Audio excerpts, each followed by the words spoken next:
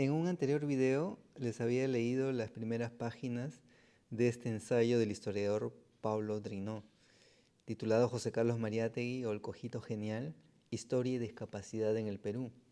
El Cojito Genial, como lo llamaba cariñosamente Abraham Valdelomar.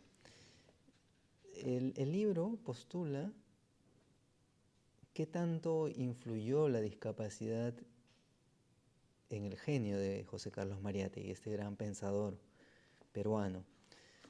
Voy a leerles un fragmento en el que habla sobre cómo esta discapacidad de Mariátegui es representada en textos, en comunicaciones que tuvo con sus amigos o en referencias de otros intelectuales o investigadores. La discapacidad de Mariátegui aparece en documentos escritos por personas que lo conocieron.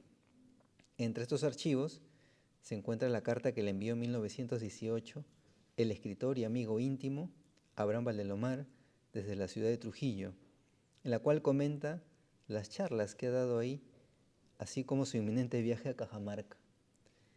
En la misiva, el autor del Caballero Carmelo se despide de la siguiente manera: te abrazo con toda mi alma, cojito genial. La figura del cojito, en diminutivo, vuelve a aparecer en varios documentos escritos tras la muerte de Mariátegui. En la semblanza biográfica que Luis Alberto Sánchez escribió 2 meses después de su muerte, afirma: en 1912 el cojito Mariátegui iba a cumplir 17 años. Si en la carta de Valdelomar el adjetivo genial y el contexto de la frase una despedida cariñosa, te abrazo con toda mi alma, otorgan a la discapacidad de Mariátegui un tono humorístico y amistoso, en este comentario descriptivo se percibe un tono más despectivo, incluso estigmatizante. Dependiendo del contexto entonces, la discapacidad de Mariátegui podía representarse de diferentes maneras y por tanto adquiría diferentes significados. Como planteamos en esta sección, si bien no faltaron quienes se sirvieron de su limitación física para la burla o el ataque, lo que primó fue la valorización de su condición de discapacitado. La reseña biográfica de Sánchez inaugura un leitmotiv en la representación de la discapacidad de Mariátegui, el papel determinante de la enfermedad infantil para su vida adulta y las limitaciones derivadas de ella.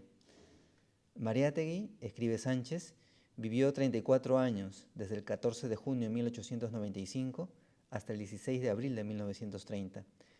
Era limeño y desde su infancia, pasada en parte en Huacho, padeció de una ostensible debilidad física. Sufrió su primera crisis grave a los 7 años. Desde entonces quedó lisiado con una pierna encogida. La naturaleza exacta de la discapacidad de Mariátegui no está del todo clara. Sánchez habla de una pierna encogida. María Vice menciona una infección que se localizaba en la pierna. Según Flores Galindo, Mariátegui sufría una osteomielitis. De acuerdo con un certificado médico firmado por los doctores Carlos E. Roe y Eduardo J. Goicochea, quienes lo atendieron en el Hospital San Bartolomé, el hospital militar donde estuvo internado tras el supuesto complot comunista en 1927, el paciente padecía una tuberculosis auricular.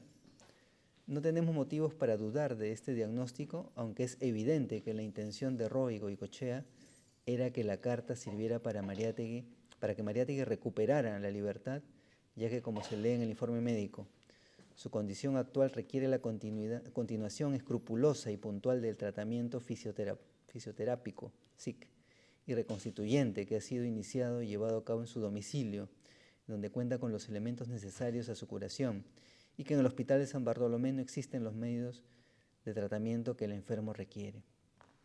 El diagnóstico más creíble es que Mariátegui padecía de tuberculosis, como muchos peruanos a comienzos del siglo XX.